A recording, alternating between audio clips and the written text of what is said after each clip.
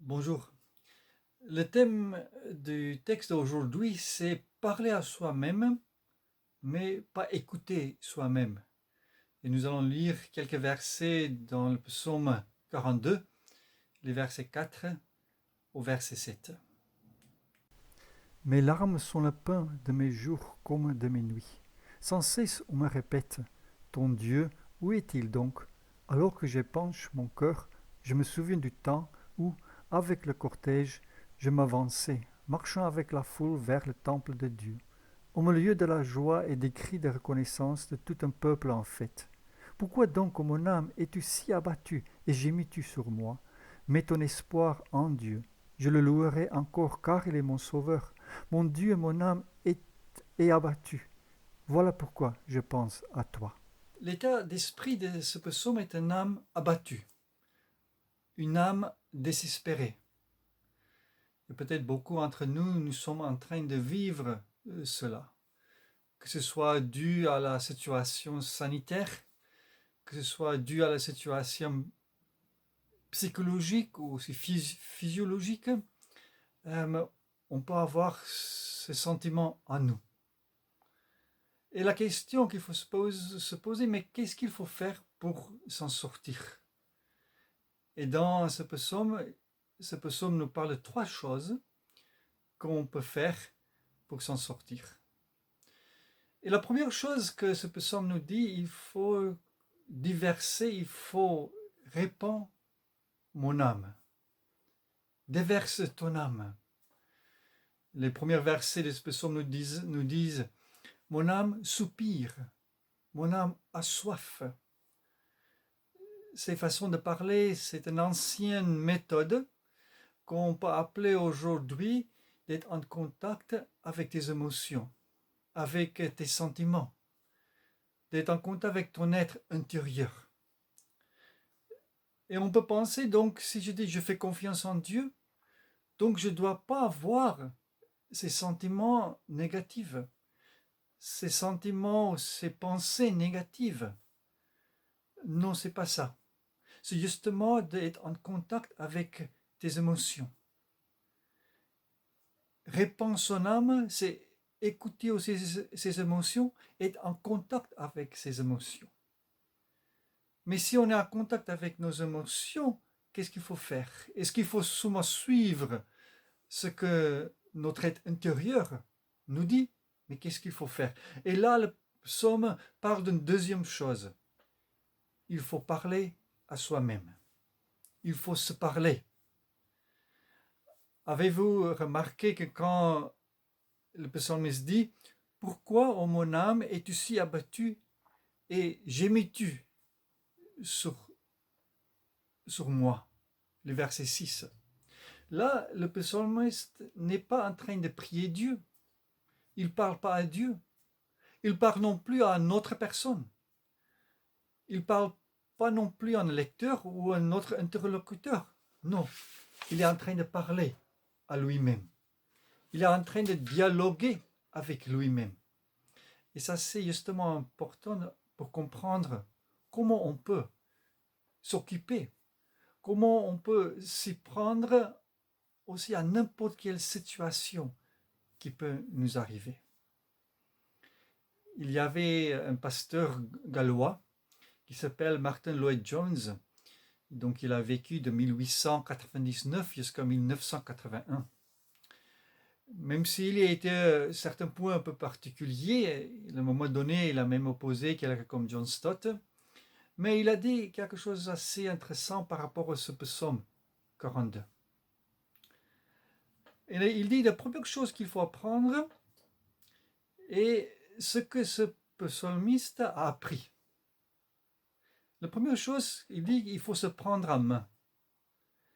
Donc il se parle à soi-même, il se parle, il s'adresse à lui-même, et ce n'est pas la même chose que la morbidité ou l'introspection qu'on peut parler.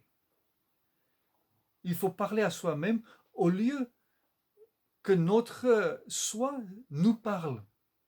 Ces sentiments à notre intérieur, ce n'est pas ces sentiments qui doivent nous dicter ce que je dois penser, ce que je dois croire de moi ou d'autres choses.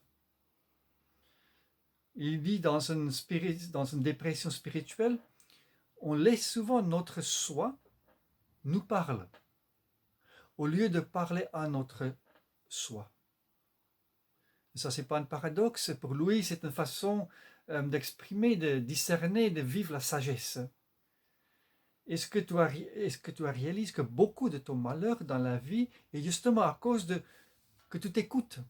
Ce petit voix intérieur qui te parle, tu t'écoutes au lieu que tu parles à cette voix qui te dit tant de choses mal en soi-même.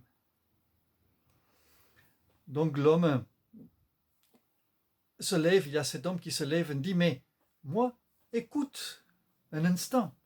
Mais justement à ce moment-là, il faut se lever, ton être intérieur. Il faut te rappeler qui est Dieu, ce que Dieu a fait, et aussi ce que Dieu va faire, les promesses de Dieu. Et là, à ce moment-là, il faut se défier.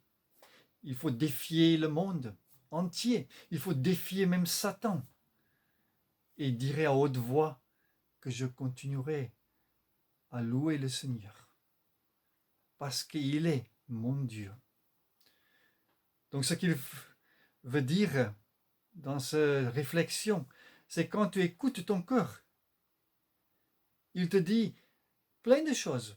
Ton cœur peut te dire plein de choses à l'intérieur. Il peut dire, maintenant, il faut paniquer. Maintenant, c'est le moment de catastrophe. Et donc, ce sont des choses qui peuvent arriver. Mais justement, à ce moment-là, il faut se retourner vers ton cœur.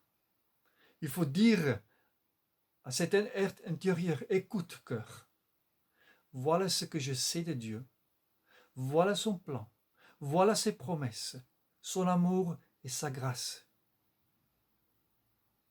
Tu n'écoutes pas ton cœur, mais tu parles à ton cœur.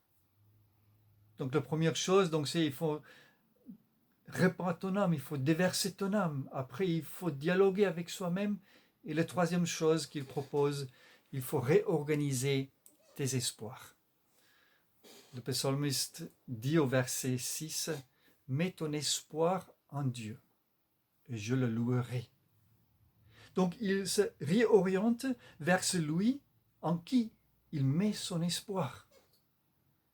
Nous avons aussi, que le psalmiste n'avait pas à cette époque-là, le psaume 103, les versets 2, « Que tout mon être loue l'Éternel, sans oublier aucun de ses bienfaits. » Pourquoi mon âme es-tu si abattue?